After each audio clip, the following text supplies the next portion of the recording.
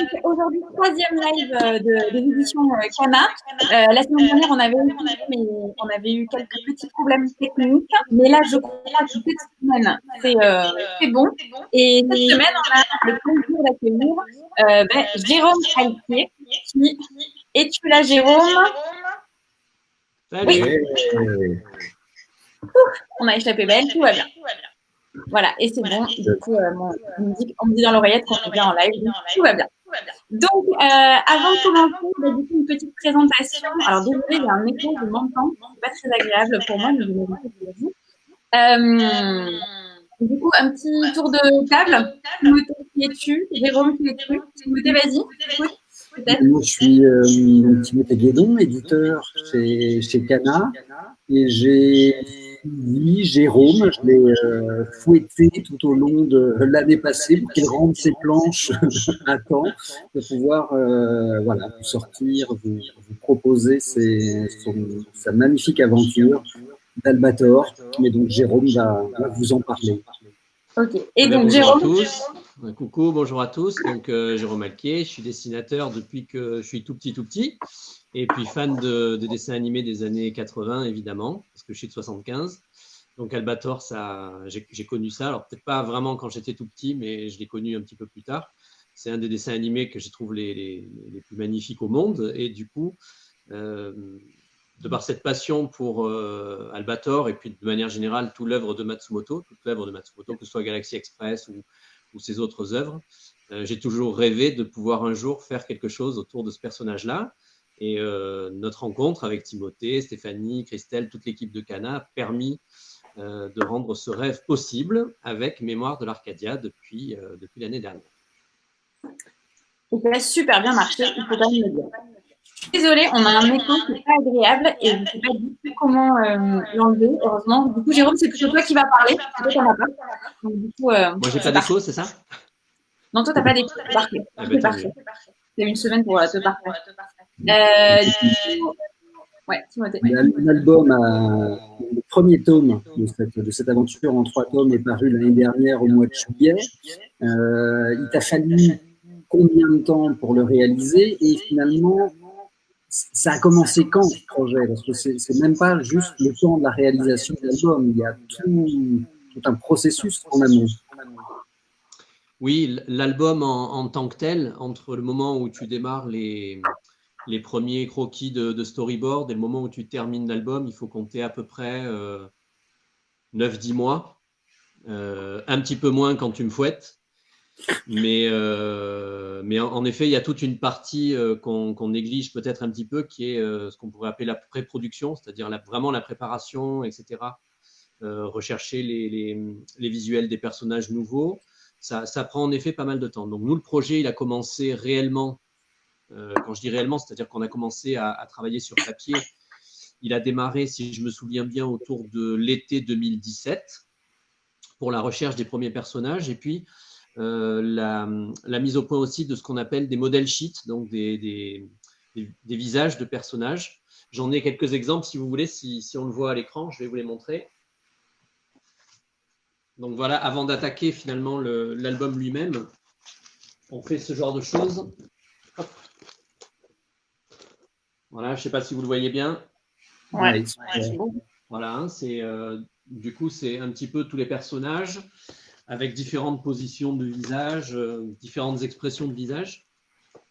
Et puis rechercher, alors c'est vrai que là, il y avait un nombre assez important de personnages existants. Donc là-dessus, j'avais juste à y mettre un petit peu une touche personnelle, mais sinon, il fallait rester fidèle aux personnages créés par Leiji Matsumoto. Mais après, il y avait un certain nombre de personnages additionnels, puisque c'est une histoire inédite qu'il fallait créer. Et quand on a l'album en main, on voit le résultat final, mais c'est vrai que la partie création peut prendre parfois assez longtemps. Voilà, donc si je me souviens bien, le début il date de 2017, l'été 2017. Les premières planches ont commencé à l'automne 2017. Et voilà, et au niveau validation, ça se passe avec d'abord du storyboard et puis ensuite les planches finales, bien sûr. Oui, parce que, évidemment, sur ce projet, Albator a un papa qui est Leiji Matsumoto et on n'allait pas s'aventurer sur sur cette bande dessinée sans son aval, sans sa validation. Donc effectivement, on a que tous les auditeurs ne savent pas, mais on a fait valider chaque étape du travail de Jérôme. Donc le scénario a été soumis à Leiji Matsumoto via Akita Shoten, qui est l'ayant droit l'éditeur au Japon. Donc Leiji Matsumoto a validé le scénario, avait fait voilà, ses commentaires. Ensuite, il y a eu la phase storyboard, où là, Jérôme envoie ses crayonnés, ses mises en place des pages, où là aussi, on attend un retour de Leiji Matsumoto et rebelote sur les planches définitives. Voilà, ça ressemble à ça, hein, les storyboards. Donc, c'est des dessins, des crowbars faits assez rapidement. Je ne sais pas si on les voit plus ou moins. Ouais. Voilà. Cette phase de storyboard, elle est très importante parce que c'est là que, une fois que le scénario est mis en place, c'est là qu'il y a le plus gros du travail créatif, en ce sens où il faut à chaque fois raconter l'histoire avec des images, essayer de trouver le bon cadrage pour raconter telle ou telle scène, savoir si on ne reste pas trop longtemps sur quelque chose, si on ne va pas trop vite sur autre chose. Et donc le storyboard, même si ça n'est que des crayonnés parfois pas forcément très ressemblants ou très réussis, il est très important parce qu'au niveau de la validation, c'est ça que l'ayant droit, en l'occurrence Akita Shoten et Leiji Matsumoto, valident. Et une fois qu'on a défini ce storyboard qui est validé, après, il s'agit plus que, je mets des guillemets parce qu'évidemment, c'est le plus long travail, mais c'est peut-être pas forcément le plus imaginatif et le plus créatif. Il ne reste plus qu'à faire en belles images ce qui a été crayonné rapidement au storyboard. Donc vraiment, le storyboard, c'est une phase extrêmement importante et c'est celle-là qui est la base de notre discussion au niveau validation. C'est d'ailleurs d'autant plus important que lorsqu'on fait un storyboard, on va relativement vite pour le réaliser. S'il y a des choses à changer, on n'attend pas que la page finale ait été complètement dessinée, colorisée, qui demande des dizaines d'heures de travail. On travaille tout de suite sur le storyboard, rien qu'avec les quelques crowbars qu'on a fait, on est capable de comprendre si ça marche ou si ça ne marche pas, si la lecture est fluide ou pas. C'est là-dessus qu'on intervient s'il y a des corrections vraiment importantes à faire. Et après, pour la phase couleur et dessin final, c'est plus simple d'avoir un storyboard bien validé. Et juste, j'en profite pour tous ceux qui auraient des questions, surtout n'hésitez pas, parce qu'on est en live et tout, on a déjà un petit peu quelques questions qu'on souhaite poser à Jérôme. Mais voilà, vous n'hésitez pas et je vais les poser au fur et à mesure. Donc là, j'en ai noté une ou deux, mais peut-être que si tu voulais continuer à raconter comment ça se passe de travailler avec le Japon pour faire une BD, voilà, allez-y. Bah, c'est côté édito, Kana, c'était aussi une première pour nous de travailler comme ça avec un auteur français d'un côté, Jérôme, et le Japon de l'autre côté. Mais ça s'est super bien passé. On appréhendait un peu ces étapes de validation parce qu'il n'est pas question pour nous de faire que Jérôme soit là pendant X semaines, mois, à se tourner les pouces en attendant une réponse du Japon. Donc, alors ça, on en avait évidemment parlé dès le départ avec les ayants droit japonais pour voir si ça allait pouvoir être le plus fluide possible. Et Jérôme, tu m'arrêtes si tu as un autre ressenti, mais j'ai trouvé que ça avait été très fluide, très facile finalement.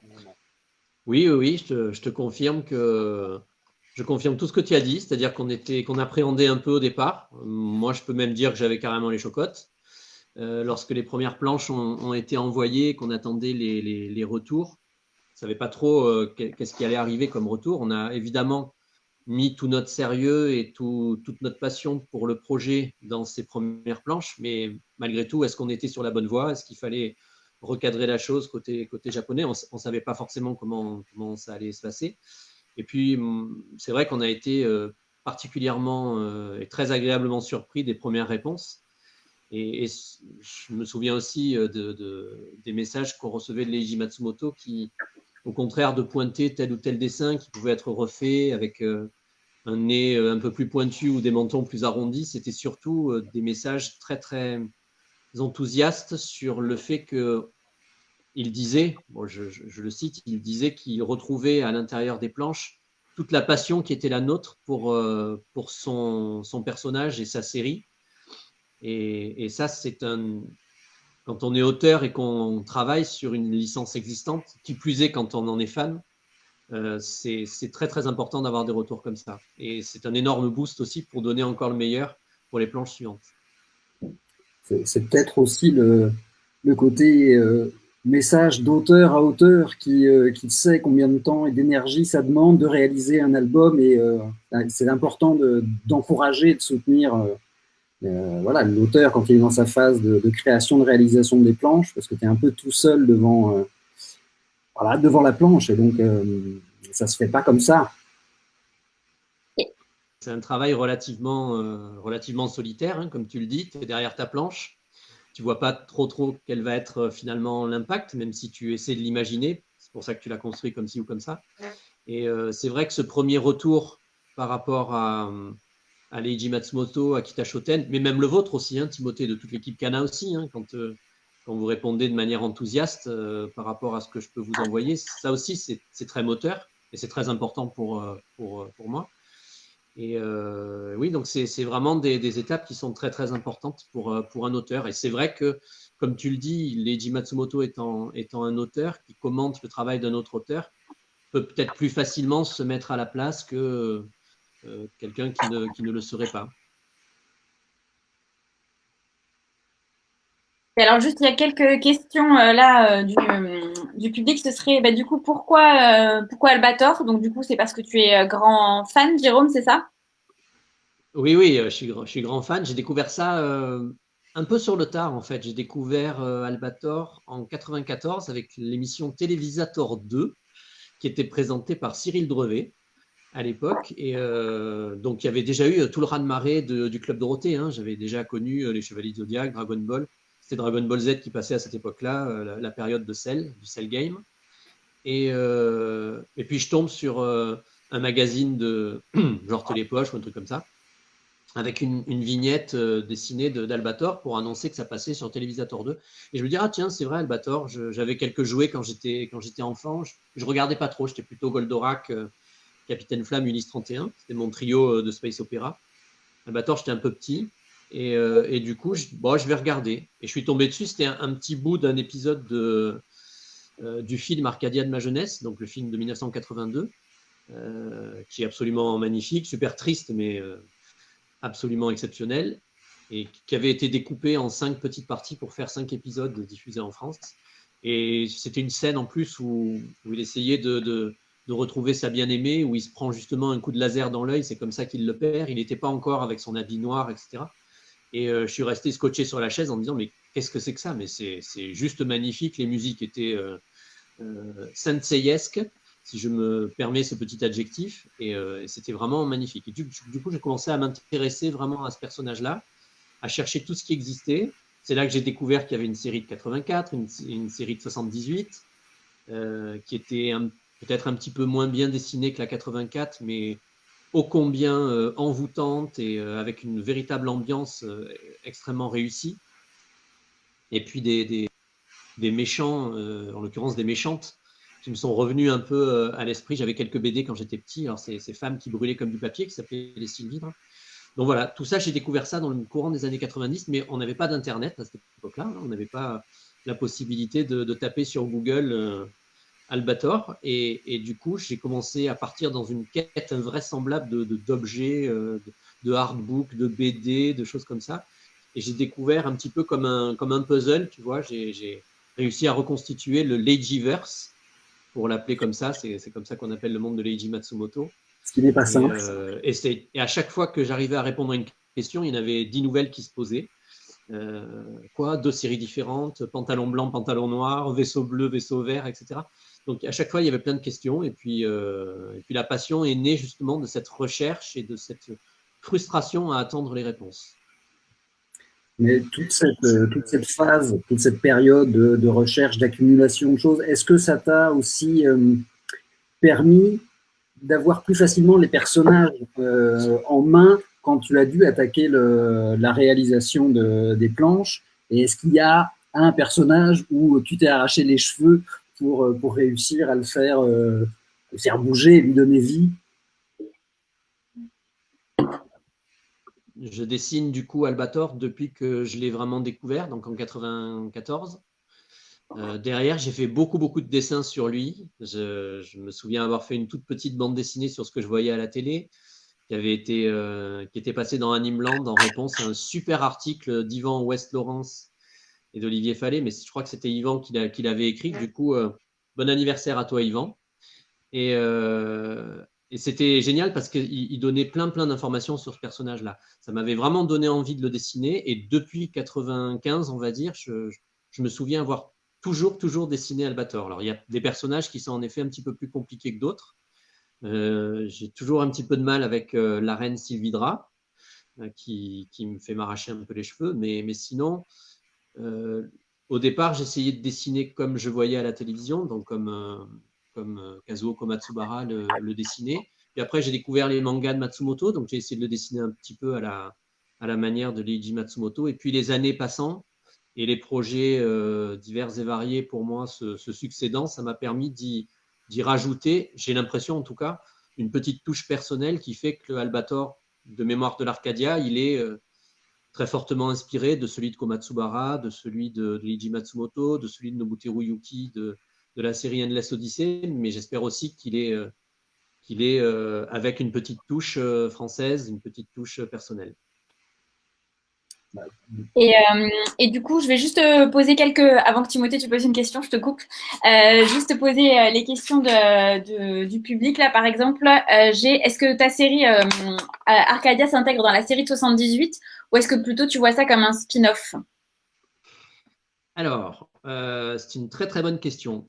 La série de 78, elle a 42 épisodes. Au début, les Sylvidres ne sont pas vraiment encore en train d'attaquer la planète. C'est vraiment le tout début de l'histoire.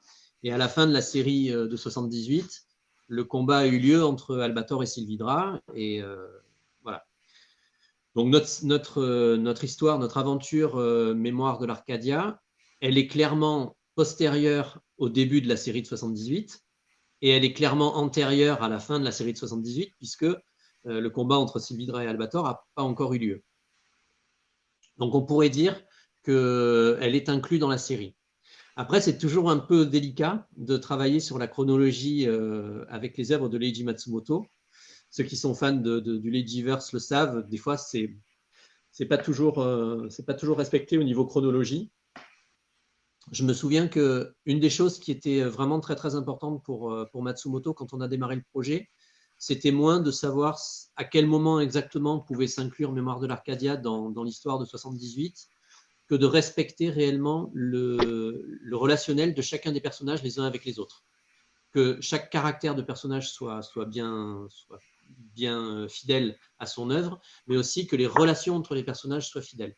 Ça se caractérise notamment par le personnage de Mayu, Stélie dans la version française, mais disons Mayu, la petite fille à l'ocarina, qui du coup dans Mémoire de l'Arcadia est un petit peu plus âgée que ce qu'elle est dans la série de 78.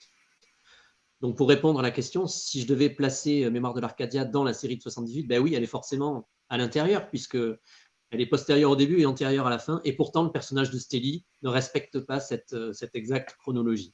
Voilà, on pourrait parler du personnage de Stélie, pourquoi elle est comme ci ou comme ça, mais allez, pour répondre vraiment précisément, je le situerai autour de l'épisode 20 de la série de 78. Donc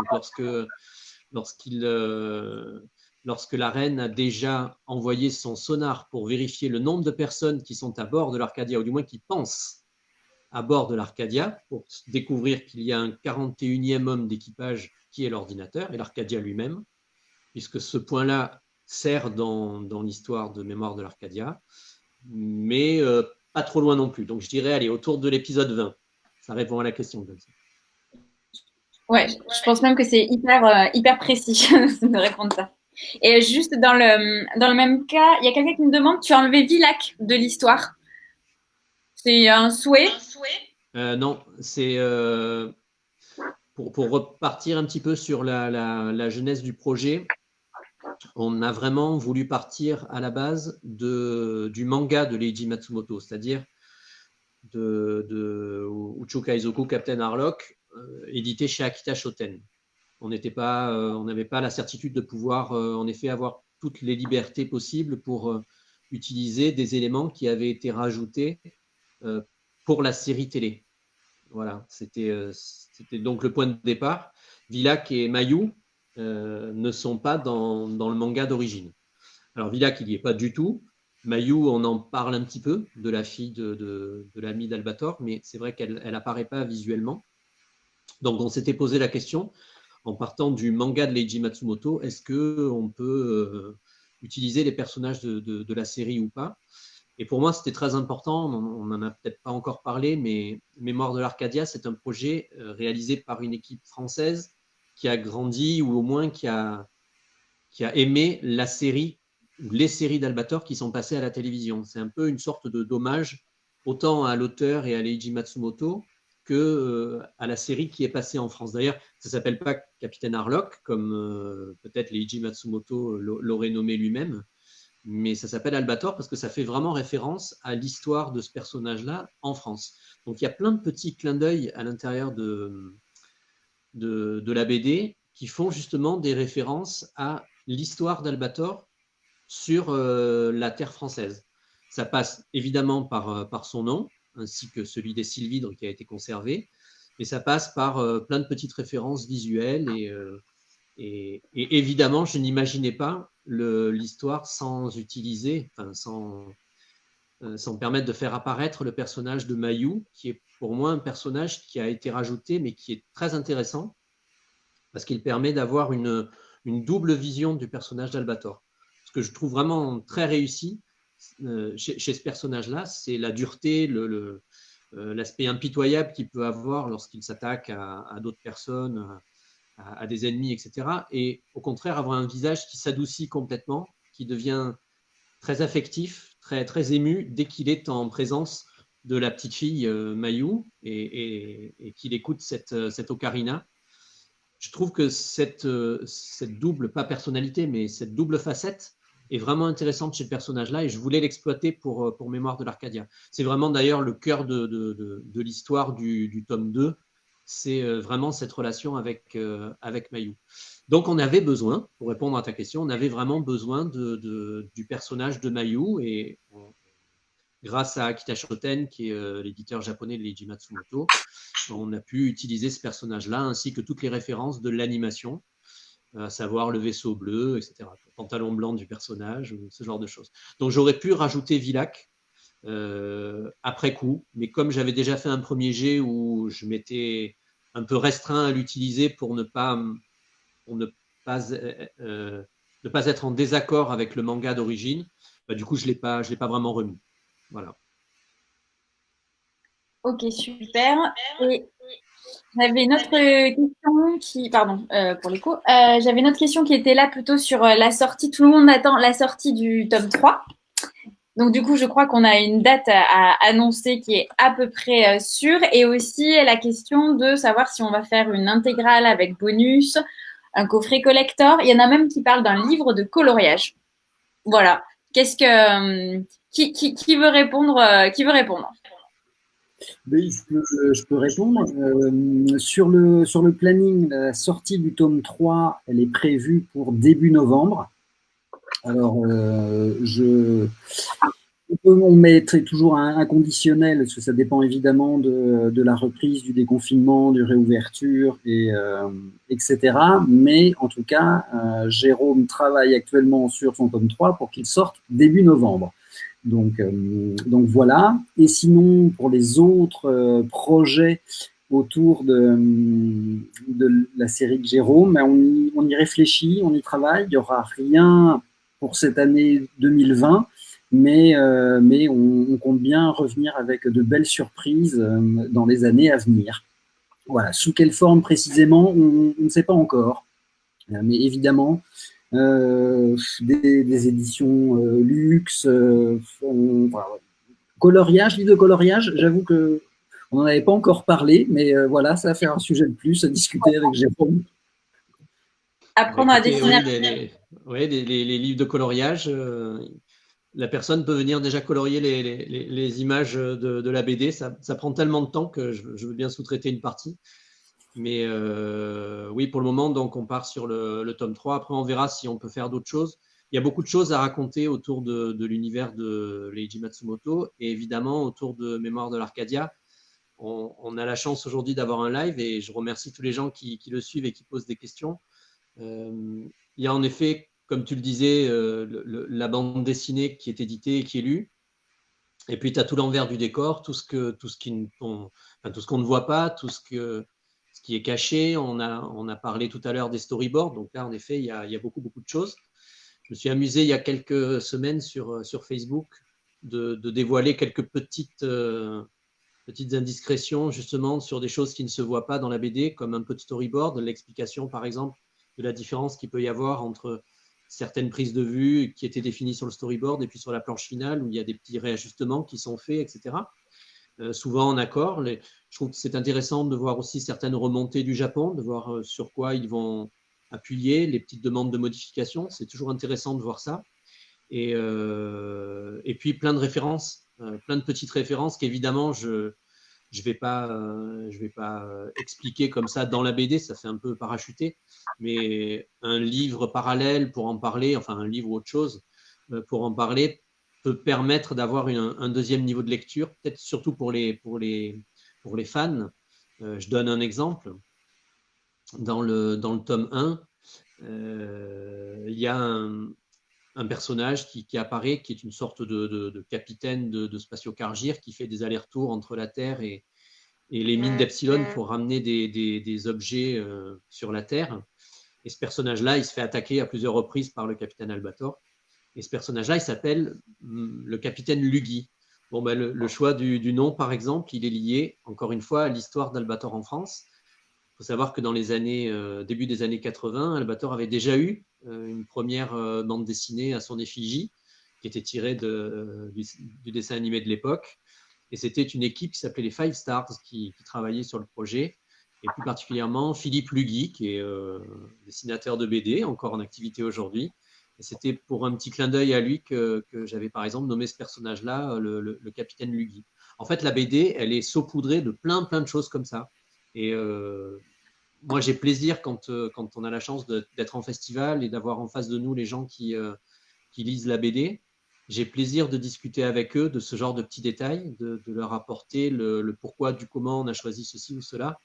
Et voilà, ça, à mon sens, ce serait bien de pouvoir un jour le mettre, l'immortaliser sur papier.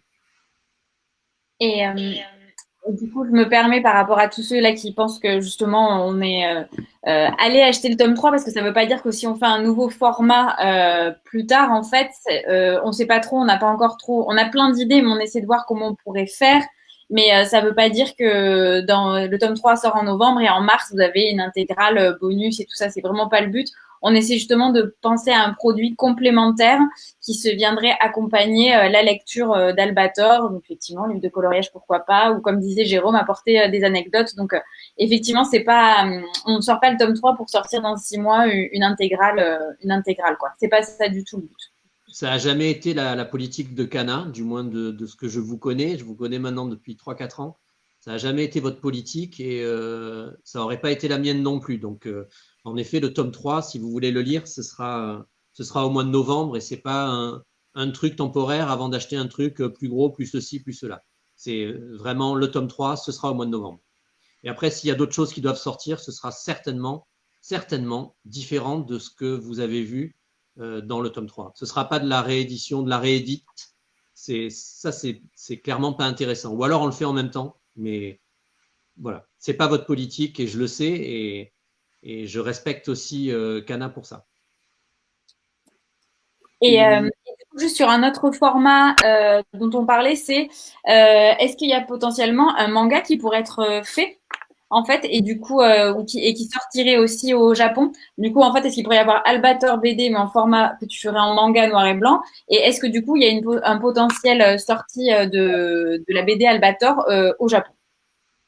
Alors, oui, il y a une potentielle sortie de la bande dessinée au Japon, mais parce que donc déjà, il prépublie l'album de Jérôme sur un site de manière digitale et eux ils envisagent une édition papier mais sous forme d'intégrale. Eux, ce sera sans doute les 3 tomes d'un coup. On n'en sait pas encore plus à date quant au format auquel ils pensent. Évidemment, le fait que Jérôme ait travaillé sur un format BD à l'européenne, le réduire à un format manga, enfin, certaines cases vont devenir presque illisibles, ce sera trop petit. Donc, c'est pas si évident que ça de changer d'un format une fois qu'il y en a un qui a été établi pour un projet au point de départ. Donc voilà, ça on verra ce qu'il en sera côté japonais. Et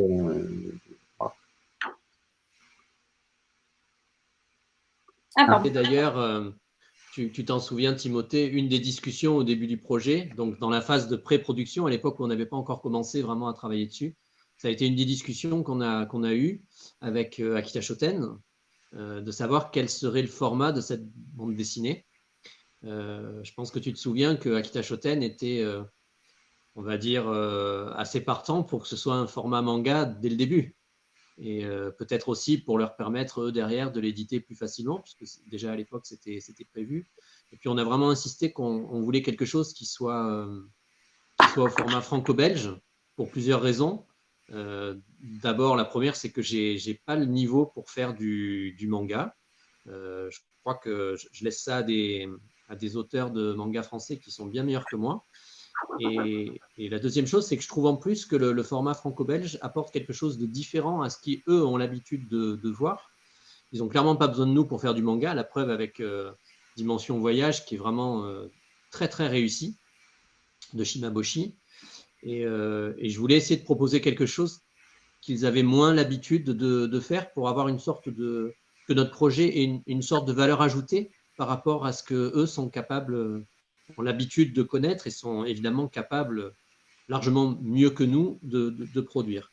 Et au départ, c'était un pari quoi, de partir sur ce format-là. Ça a fait grincer un petit peu des dents, je me souviens. Et puis, dès que les premières planches ont été livrées au Japon, on a eu des retours extrêmement positifs sur le côté vraiment livre de luxe, quoi. Un peu comme un artbook. Et c'était très positif. C'est devenu quelque chose, au contraire, de vraiment une arme pour nous, pour ce format-là. Je me rappelle, ça fait partie des discussions. Quant à répondre à la question, est-ce qu'on peut passer Mémoire de l'Arcadia, qui est aujourd'hui au format franco-belge, dans un format manga, au-delà de la simple réduction et des soucis techniques que ça peut provoquer, pour moi, un manga, ça se dessine pas de la même manière qu'une BD franco-belge, en ce sens où ce qui est très important quand on fait de la BD, c'est ce qu'on appelle les cliffhangers en fin de page, qui te donnent envie de tourner la page. Et les Japonais sont très très forts pour ça, pour avoir des cliffhangers extrêmement répétitifs, très, très fréquents d'une double page à une autre. Parfois avec finalement assez peu de cases sur une double page. Et ça, ce serait difficile de prendre notre BD et juste par un claquement de doigts, une réduction homothétique des formes de cases, pouvoir avoir un résultat qui est la même rythmique et le même côté agréable à lire que si on l'avait tout de suite dessiné en manga. Donc je pense que l'exercice doit être quand même assez difficile.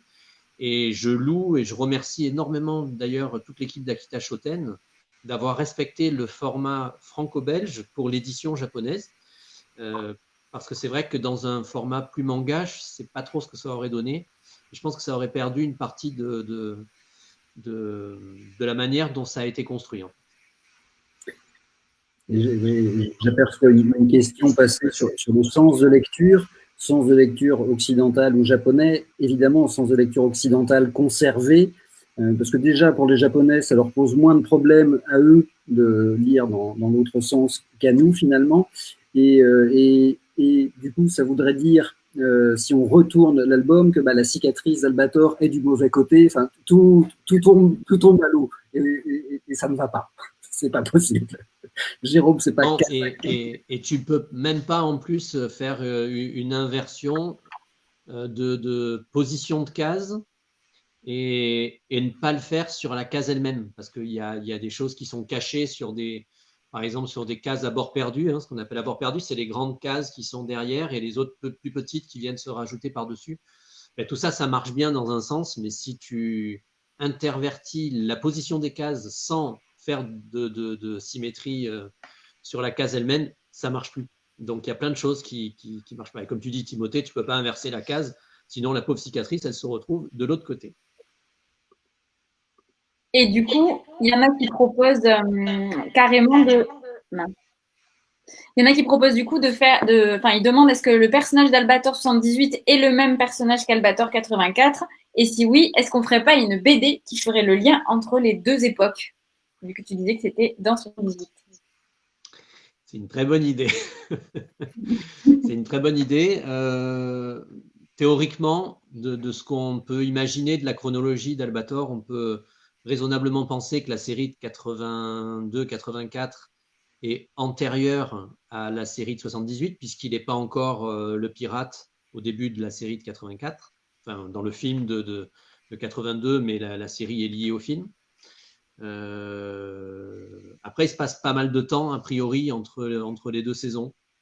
Donc oui, ça peut tout à fait faire partie des pistes pour un futur projet. Alors, ce n'est pas prévu dans Mémoire de l'Arcadien de faire ce lien, mais vous verrez dans le tome 3, il y a… Je ne veux pas spoiler, hein, évidemment, mais dans le tome 3, il y a pas mal de petites choses qui sont issues de la série de 84. Ou du moins, les fans hardcore de la série de 84, ils verront apparaître quelques petites références de ça, de là, qui montrent qu'en effet, malgré tout, les deux séries sont liées. Et c'est vrai que même si la Mémoire de l'Arcadia se base vraiment sur la série de 78, elle n'oublie pas pour autant que la série 84 fait partie du passé de 78. J'essaie d'en dire un peu, mais pas trop non plus. Donc, c'est pas super clair, mais… Du coup, comme là, le temps passe et on voulait quand même que tu dessines un petit peu parce que du coup, nous, on est intéressant à parler, mais bon, c'est quand même plus sympa quand tu dessines. Du coup, moi, je vais passer en arrière-plan et peut-être que tu voulais nous montrer quelques dessins, je me rappelle. Enfin, peut-être, ou plus. Un peu de la manière de travailler avec le storyboard, les premiers dessins de personnages. Je vais vous montrer quelques petites choses que je pense vous n'avez jamais vues. Hop là, alors, vous me dites hein, si vous y voyez quelque chose là. C'est assez proche, assez bon. Oui, il faudrait peut-être que juste… Et moi, je m'en vais. Alors, juste, je m'en vais. Mais vous inquiétez pas, tous ceux qui ont posé des questions, je les ai notées. Je vais juste les poser au moment où Jérôme va commencer à dessiner.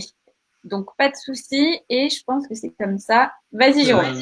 Ce qui est le dossier de préparation, ce qui avait été envoyé en fait aux Japonais avant même qu'on commence à travailler sur le projet lui-même. C'était tout le caractère design des différents personnages. Alors là, il y a évidemment des personnages que vous connaissez bien, mais on va chercher des personnages un petit peu plus inédits, comme celui-ci, qui s'appelle le professeur Himer. Voilà. Donc ça, tout ce travail-là, c'est ce qu'on disait le modèle sheet qui servait à la base. Ensuite, au niveau de la technique vraiment qui est utilisée pour faire la BD, je peux en dire 2-3 mots. Chaque dessin est fait sur une feuille à part. C'est-à-dire qu'il n'y a pas une page qui sert de page originale et puis je scanne la page et je colorise.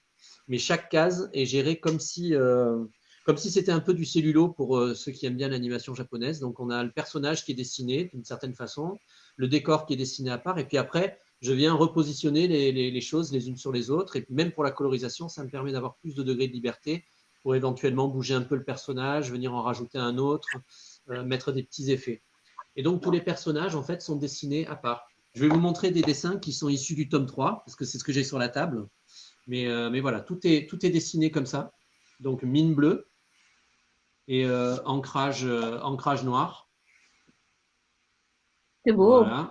Voilà, un petit personnage. Voilà, on parlait tout à l'heure de l'univers de la série de 84. Ben, clairement, on y est. Voilà, donc tout est fait comme ça. Vous voyez. Et après, c'est scanné et on passe à l'écran pour coloriser tout ça. C'est ça qui est dingue, j'ai l'impression. De l'extérieur, on se dit, mais de devoir faire tous tes dessins séparément, de les scanner et de les remonter derrière, ça doit te prendre un temps de malade. Et pourtant, tu arrives à sortir tes albums à un rythme rapproché. Donc, c'est quoi le secret? Mais parce que je fais que ça. Je j'ai pas de vie à côté. Non, non, je plaisante. Pour moi, clairement, c'est plus rapide en fait.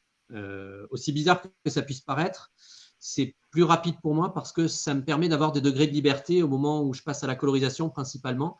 Le fait d'avoir tout sur des éléments à part me permet des remontages et surtout de tester des choses que j'aurais peut-être pas eu l'idée de tester si toutes les images avaient été écrasées. Un simple exemple, et en effet, on est vraiment dans la technique du cellulo, c'est que sur un décor qui est fait derrière un personnage, il est fait entièrement. Et quand je le colorise, il est colorisé dans sa totalité. Il ne manque pas le morceau du décor qu'il y aurait derrière le personnage si j'avais tout dessiné sur un seul plan. Donc ça me permet comme ça, vraiment, comme je disais, les degrés de liberté. Ça me permet de jouer sur la taille des cases. Ça aussi, quand je fais ma planche finale, je me base évidemment sur le storyboard qu'on a fait valider au Japon. Mais une fois que j'ai une image, si je trouve qu'elle envoie vachement bien par rapport à une autre que j'avais imaginée plus grosse sur le storyboard, je vais peut-être privilégier celle-là et la grossir un petit peu plus parce que je trouve que visuellement, elle est meilleure. Et tu vois, cette taille de case que je peux gérer in fine au moment de faire le montage final, c'est un degré de liberté que je n'aurais pas si je faisais tout sur une planche originale. Donc, ça peut paraître en effet plus long en termes de temps. C'est long, je ne dis pas que c'est pas long, donc c'est clairement long, et peut-être que c'est plus long que si je faisais des planches de manière plus classique, mais pour moi, c'est meilleur, parce que, enfin, avec ma technique de travail, ça me permet d'aller plus vite, parce que je sais que je fais beaucoup d'erreurs hein, dans mes dessins, parfois des erreurs de proportion, parfois des visages qui ne sont pas aussi bien que ce que je voudrais. Et ben, je refais le dessin plutôt que de refaire une planche entière, parce que j'essaie malgré tout de rien laisser passer de ce que je fournis sur la planche finale. Je veux vraiment que les dessins soient les plus réussis possibles. Donc je sais que je ne vais pas me permettre beaucoup de degrés de liberté en termes d'erreurs. Donc je préfère avoir justement cette liberté-là en travaillant les dessins les uns indépendamment des autres. Voilà, je ne sais pas si ça a répondu à la question, c'était ça que tu voulais me demander, mais pour moi c'est clairement long, mais c'est la méthode la plus adaptée à ma manière de travailler et peut-être à l'exigence que je mets sur ce projet-là. Peut-être que sur un autre, je ne ferai pas tout à fait comme ça. Mais en tout cas, sur Albator, je fais comme ça. Et Jérôme, pourquoi tu n'as pas remis le nom français des personnages comme le vaisseau qui était connu sous le nom Atlantis en 78 et 84? Eh bien, c'est une très bonne question. Faut savoir que Mémoire de l'Arcadia, ça sort chez Kana et ça sort pas chez quelqu'un d'autre parce que Kana, c'est initialement un éditeur pionnier dans le manga qui s'est battu dans les années 90 en éditant les mangas de Senseiya et en éditant les mangas de Capitaine Albator, entre autres. Et donc, de manière historique, Albator a toujours été publié chez Kana. Et en 96 ou 97, si je me souviens bien, quand c'est sorti la première fois, Timothée, tu pourras en parler peut-être mieux que moi, le choix des noms avait été fait de telle sorte à conserver les noms japonais, mis à part peut-être celui qui était le plus connu, à savoir Albator. Parce que chez nous, c'est vrai qu'Arlok, ça parle aux gens qui sont fans, alors qu'Albator, ça parle à tous les publics. Et en effet, c'est un manga qui a marqué toute une génération, mais par son nom d'Albator. C'est comme si vous sortez une BD qui s'appelle Grandizer au lieu de s'appeler Goldorak. Tout le monde en France sait ce qu'est Goldorak.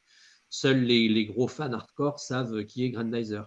Bon, ben pour Albator, c'est pareil. Il s'est appelé Albator chez nous et je pense que c'était important pour toucher et les fans, mais aussi le grand public qui avait connu ça à la télévision dans les années 80, de conserver le nom français. Et moi, en l'occurrence, moi qui arrive 20 ans après, ça m'arrange parce que justement, ça rejoint l'idée dont on parlait tout à l'heure de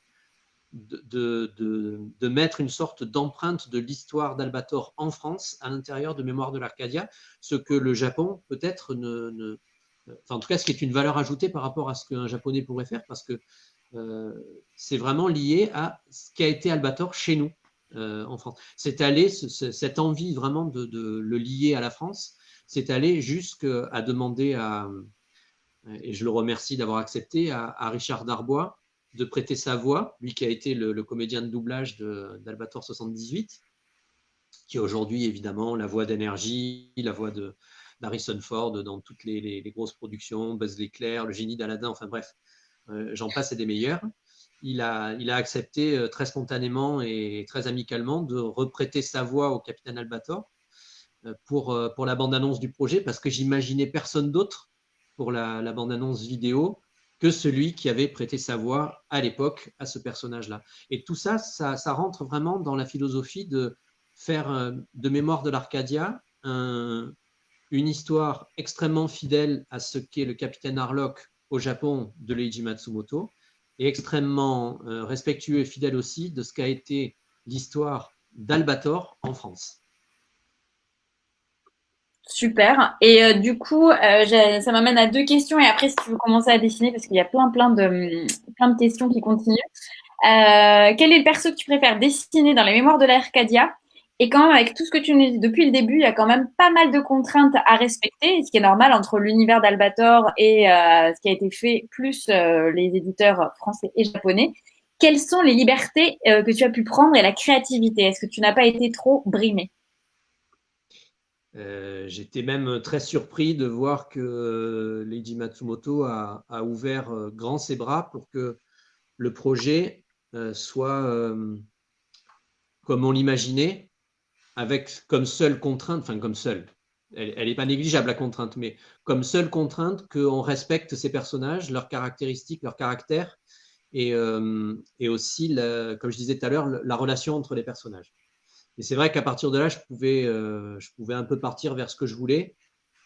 J'ai essayé d'imaginer un 43e épisode de la série de 78. C'est d'ailleurs pas pour rien que l'album commence par Durnus 43 de l'an de grâce de 1977. C'est évidemment un petit clin d'œil au fait qu'il y a 42 épisodes dans la série et que on vient avec un éventuel 43e, même si c'est pas dans cet ordre chronologique. Mais voilà, oui, il y avait cette contrainte qui était importante, et après, il a ouvert les bras pour qu'on puisse faire quelque chose qui nous motive et qui nous passionne. Et je l'en remercierai jamais assez. Je lui ai dit, écrit et répété, mais la chance qu'on a eue de pouvoir discuter avec lui et de voir un petit peu quelle était sa philosophie, c'était quelque chose de très intéressant, parce qu'il répète, enfin il nous l'a répété, il nous l'a écrit à de nombreuses reprises.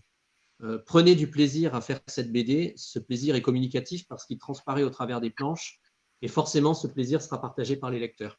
Alors au début, quand on démarre le projet et qu'on est un peu fébrile, ça fait du bien de le lire, et puis c'était bien d'avoir son aval, et puis évidemment son œil bienveillant pour le projet.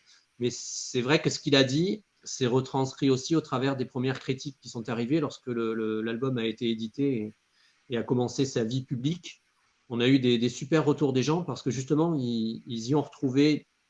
Il y a un terme qui revient extrêmement souvent. On me dit, j'y ai retrouvé mon Albator, celui qui était le compagnon de jeu, le compagnon de goûter, etc., que j'avais quand j'étais enfant. C'est pas un autre, c'est pas une version totalement refaite, imaginée, qui aurait pu avoir un aval aussi. C'est pas, et je dis pas du tout que c'est une mauvaise chose, au contraire, hein, c'est très bien de réinventer un petit peu les personnages.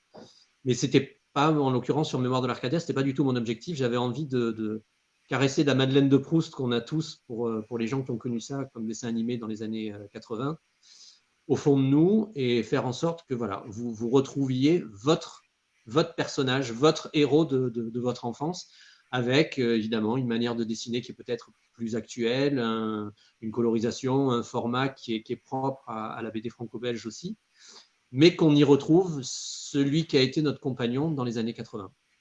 Sans pour autant du tout, et ça c'est aussi très surprenant, sans pour autant du tout écarter du lectorat le jeune public. J'étais d'ailleurs très surpris au travers des festivals, au travers des dédicaces, de voir arriver toute une jeune génération sur le personnage d'Albator, qui ne connaissent pas forcément super bien, ou qui connaissent parce qu'ils ont regardé les DVD de papa et de maman, papa qui était fan du personnage, maman qui en était amoureuse, et qui ont découvert l'œuvre de Leiji Matsumoto au travers de Mémoire de l'Arcadia, parce que le format était peut-être plus accessible, etc.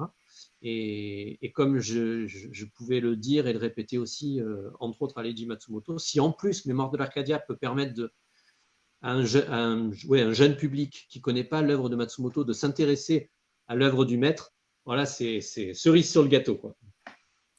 Je t'interromps 30 secondes si je ne sais pas, tu te prépares pour dessiner.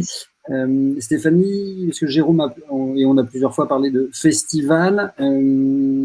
Comme là, avec le confinement, tout est arrêté de ce côté-là, tu ne voulais pas faire une annonce à ce sujet?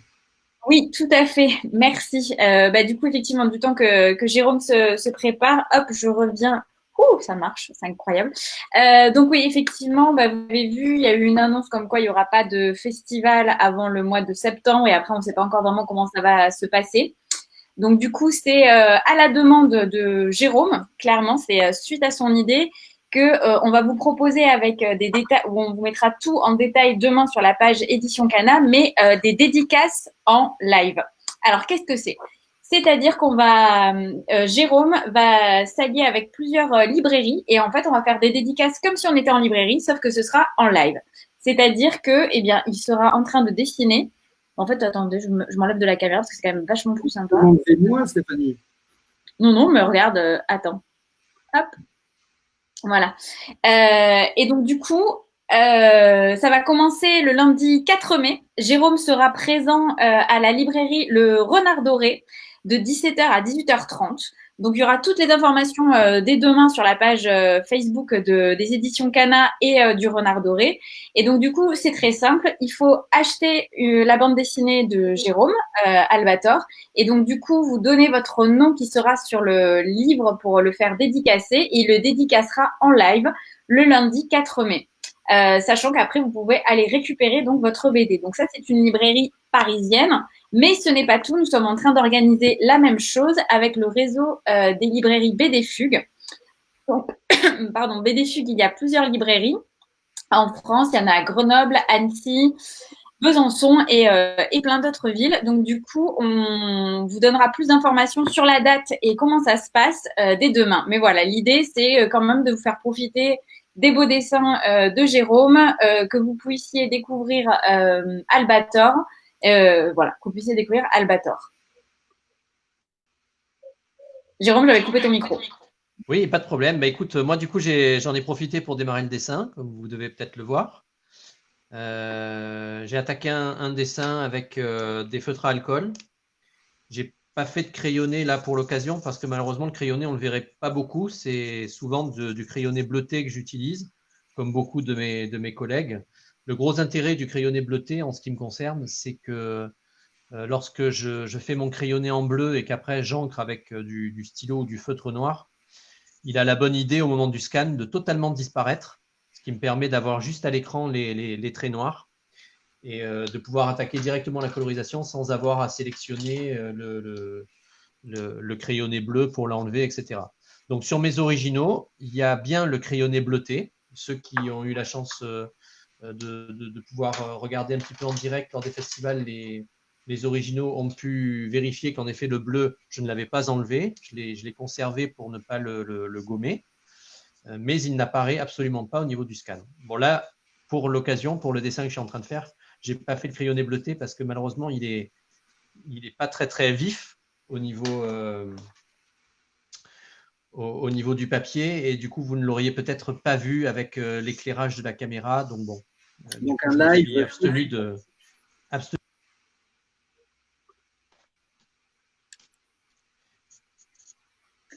Et du coup, j'en profite parce qu'il y a une question qui est revenue assez régulièrement. Donc là, tu fais Albator. Donc c'est génial. Mais est-ce que tu as d'autres séries comme ça dont tu es fan et dont tu aimerais bien adapter l'univers? Oui, il y en a beaucoup. Beaucoup trop, en fait. Il y en a beaucoup trop. Et je suis issu de la génération des années 80. Donc j'ai grandi avec Goldorak, Capitaine Flamme, Ulysse 31, ces séries-là. Puis après, je suis parti vers le Club Dorothée avec les gros blockbusters qui étaient les Chevaliers du Zodiac, Dragon Ball, tout ça. Alors, si je devais faire une short list, la liste au Papa Noël, on va dire, ce serait très certainement Ulysse 31, qui est pour moi une série absolument géniale, que ce soit d'un point de vue référence évidemment mythologique, mais toutes les références graphiques aussi très issues de 2001 l'Odyssée de l'espace, que je trouve absolument génial. Les créateurs graphiques d'Ulysse 31 étaient vraiment avaient produit une série vraiment, vraiment de qualité. Donc j'aimerais bien faire éventuellement un 27e épisode de cette série qui est vraiment très, très chère à mon cœur. Et puis, si je devais en donner une autre aussi, je dois reconnaître que j'ai pris de plein fouet la vague des Chevaliers du Zodiaque dans les années 88-89. Et si j'avais la chance de pouvoir faire quelque chose dessus, ce serait vraiment super. Mais bon, voilà, c'est une lettre au Père Noël hein, pour le moment. Voilà. Et je rebondis aussi sur une autre question que tu avais posée à laquelle je n'ai pas répondu. S'il y avait des persos que j'aimais bien dessiner dans Albator plus que d'autres, en fait.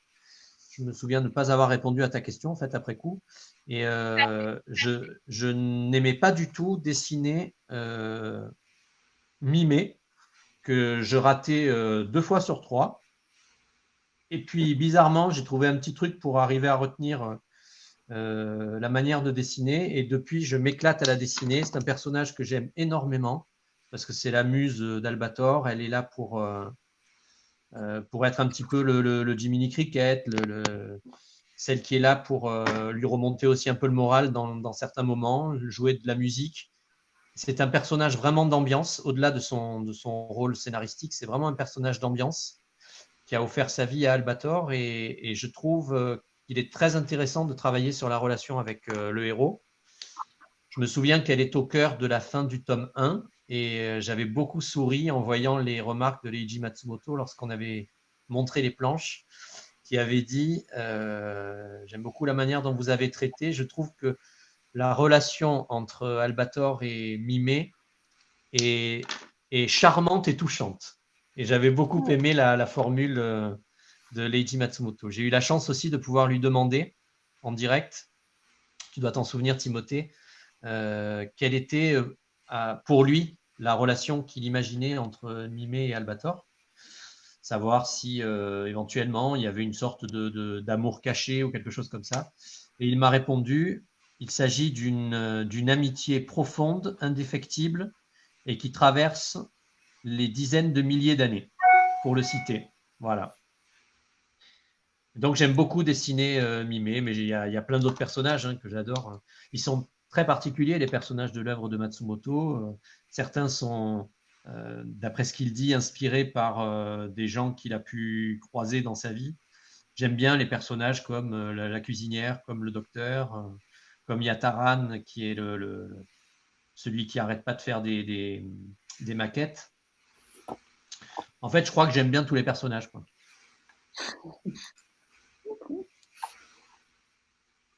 Ouais, en tout cas, on a bien entendu ta liste au Père Noël. On va regarder si Anna s'appelle Père Noël, comme disent certains. Juste pour un petit rappel pour ceux qui regardent, donc du coup, c'est un live avec Jérôme Alquier, donc vous êtes bien au bon endroit. Le tome 3 d'Albator va sortir novembre. Donc ça, c'est sûr, ce sera une édition normale, classique. On est réfléchi à quelque chose d'un peu plus dense et complémentaire pour les années à suivre pour perpétuer l'univers Albator. Le magnifique dessin qu'est en train de faire Jérôme sera mis sur un concours en ligne dès avant ce week-end, pour ce week-end sur les réseaux des éditions Cana. Donc voilà, vous aurez la chance de le gagner. Je me demande si je vais pas participer moi aussi. Et après, dernière question. Jérôme, est-ce que tu as des conseils pour des personnes qui voudraient se lancer dans l'édition, l'illustration?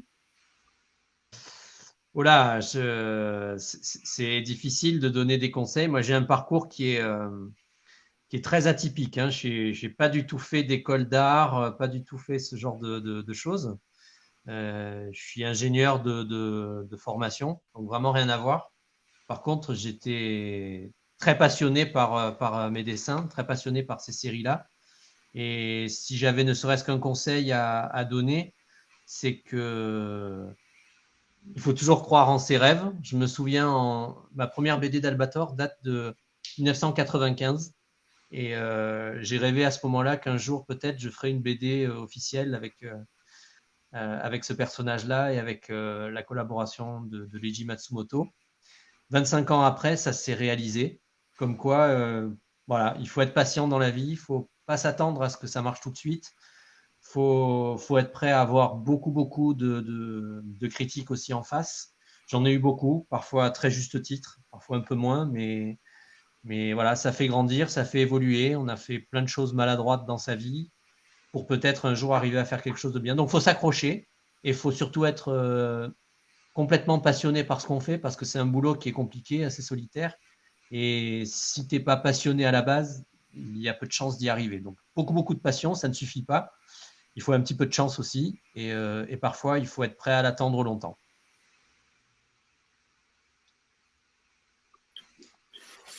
Toujours cette classe, ce capitaine Albator.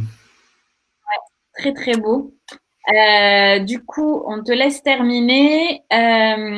Et donc, du coup, je répète pour une dernière fois. Donc, ce dessin sera mis sur un concours dès demain. Enfin, d'ici la fin du week-end. Oh là là, ça y est, je suis fatiguée. D'ici la fin de semaine sur le réseau des éditions Cana sur Facebook.